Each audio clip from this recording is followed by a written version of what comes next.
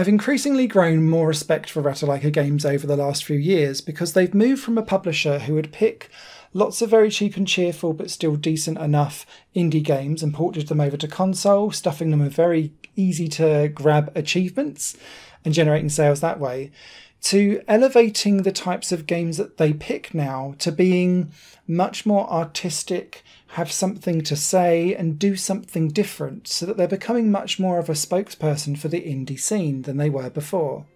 Nowhere is that more apparent than with Voyage. It's a single player or cooperative 2D adventure that plays out similar to a walking simulator. There is some actual things that you need to do with some very, very light puzzle mechanics.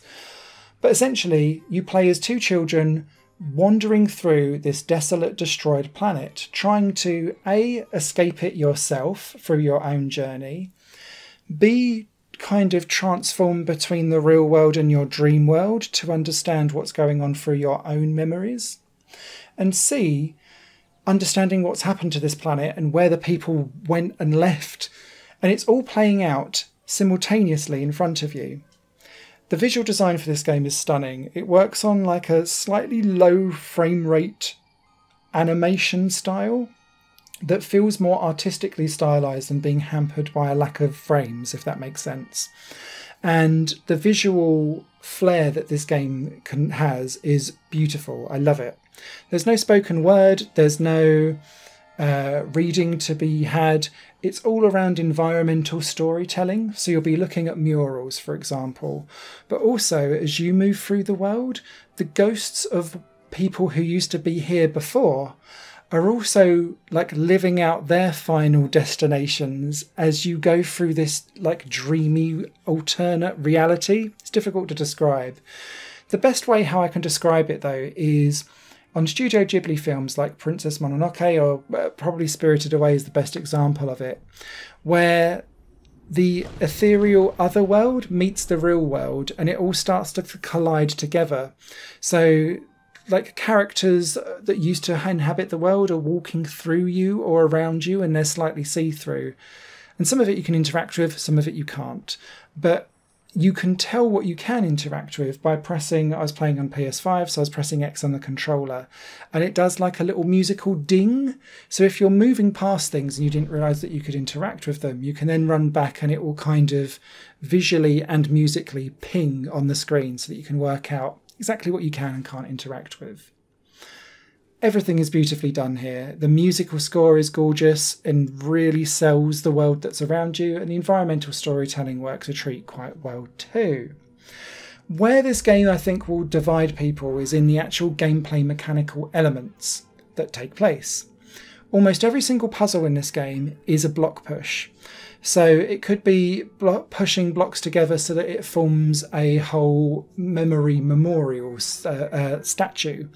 Or it could be that you're pushing like massive gem rocks back and forth or platforms back and forth so that you can then climb up certain things together. And I love all of the different animations where one child will help the other one up. There's a hug button, which I found was adorable, and there's a trophy and achievement attached to it. So what's not to love? But it never really goes beyond that. And it's only really in the very last level where you've got a couple of switches for doors and elevators to open and close, where you have to think about something very briefly for about 10 seconds before making a decision.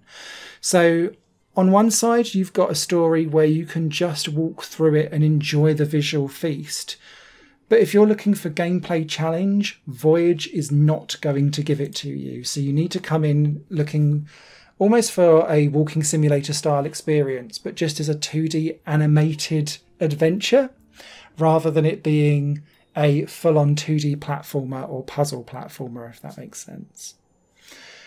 Ultimately, though, I really enjoyed myself with this game. It surprised me from a visual perspective. I really enjoyed the story. And where it went towards the end kind of surprised me. And the best way I can describe this game is an animated Ico for children, young children at that. And if you go in knowing that that's how things are going to play out and that you're not going to be challenged, I think you'll have a great time with Voyage, especially if you love walking simulators or relaxed, wholesome games that's not going to challenge you very much. Written review will be over on higherplanegames.com. Happy voyaging! Higher Plane Games is part of the Higher Plane Network, a completely independent media outlet supported by people like you. The goal is to create the best possible content that cultivates a richer indie scene for games as well as music and entertainment. To find out more and to get involved, visit patreon.com/higherplane-network. Your support makes all the difference, and in return you'll gain access to bonus content and downloads. Thank you for watching.